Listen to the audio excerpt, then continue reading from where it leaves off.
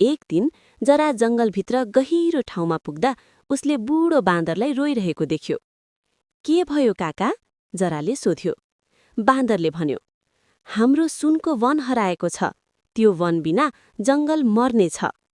सुनको वन भनेको एउटा जादुई ठाउँ थियो जहाँ रुखका पात सुन जस्तै चम्किन्थे र त्यसले जंगललाई जीवन दिन्थ्यो। जराले डर नमानी भन्यो, म त्यो वन खोज्न जान्छु। डरको खोला। जराले उफ्रन्दै लड्दै डरको खोला पार गर्यो।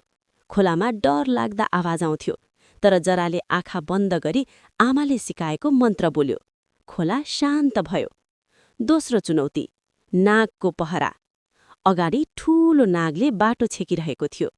नागले भन्यो, साहस देखाऊ, मात्र बल होइन। जराले झुट बोलेन, डर लुकाएन।